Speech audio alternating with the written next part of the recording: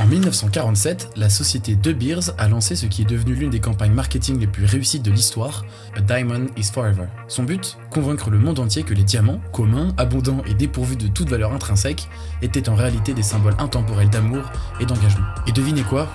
Ça a fonctionné. Les diamants sont devenus incontournables pour les fiançailles, la richesse et le statut social. Mais il y a un hic. Leur valeur ne repose uniquement sur une histoire que nous avons acceptée comme vérité absolue. Contrairement aux émeraudes, qui sont réellement rares en raison de leurs conditions extrêmes nécessaires à leur formation, la valeur des diamants ne repose uniquement sur une manipulation narrative. Restreindre l'offre et bâtir un mythe culturel autour d'eux. Et c'est ici que l'histoire rejoint un enjeu fondamental, notre capacité à nous adapter.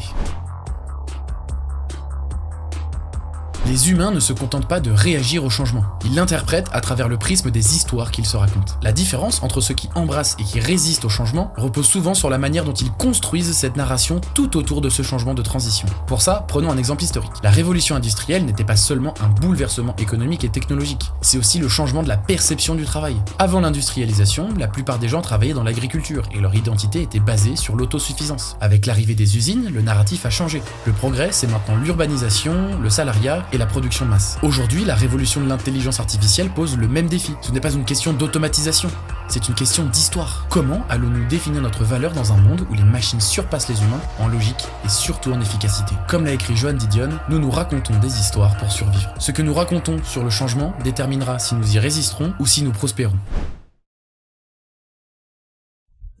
Dès notre plus jeune âge, nous intériorisons des récits qui définiront qui nous sommes. Je ne suis pas doué en maths, je suis une personne créative, je ne suis pas fait pour diriger. Ces scripts internes définissent notre manière de réagir aux opportunités et aux défis. Le psychologue Timothy Wilson, dans Redirect, The Surprising New Science of Psychological Change, démontre que modifier notre narration personnelle change notre vie. Son travail révèle que les personnes qui réécrivent consciemment leur propre histoire deviennent plus résilientes, plus performantes et plus adaptables. Si nous voyons l'échec comme une catastrophe, nous reculons. Si nous le voyons comme une étape du processus, nous avançons. Et si nous nous croyons capables de trouver des solutions, nous persistons.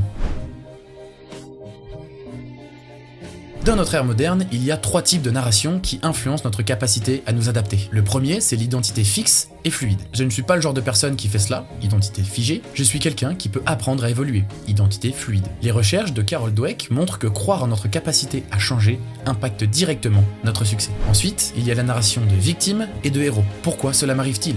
Narration de victime, que puis-je tirer de cette situation ? Narration de héros. Il ne s'agit pas d'ignorer la difficulté, mais de la voir comme une partie du processus de transformation. Et en troisième point, nous avons la narration de peur et la narration de curiosité. C'est risqué, je ne sais pas ce qui va se passer. Narration de peur, c'est une opportunité d'apprendre quelque chose de nouveau. Narration de curiosité. Comme Richard Feynman le disait, la première règle est de ne pas se tromper soi-même. Et nous sommes les plus faciles à tromper. L'adaptabilité ne repose pas uniquement sur des compétences ou sur de l'intelligence. Elle repose sur la capacité à contrôler l'histoire que nous nous racontons sur ce changement. Les diamants étaient sans valeur, jusqu'à ce que De Beers nous dise le contraire. Le travail en usine était contre nature, jusqu'à ce que nous réinterprétions le travail comme du progrès. L'IA semble menaçante, jusqu'à ce que nous disions de la voir comme un outil d'expansion. Comme Thomas Kuhn l'expliquait dans The Structure of Scientific Revolutions, le changement de paradigme se produit lorsqu'une nouvelle histoire rend l'ancienne obsolète. La réalité, c'est que nous ne sommes pas seulement de simples personnages dans l'histoire de quelqu'un d'autre. Chaque jour, nous avons le choix. Accepter les histoires qui nous sont imposées ou écrire notre propre narratif. Les récits que nous nous racontons ne sont pas de simples histoires. Ce sont les plans de notre avenir. La question n'est pas de se dire si vous ferez partie du prochain grand changement, vous en faites déjà partie. La vraie question est, quelle histoire choisirez-vous de raconter à son sujet ? Merci infiniment de m'avoir écouté jusqu'ici, c'était Louis, on se dit à la semaine prochaine pour une nouvelle vidéo. Ciao.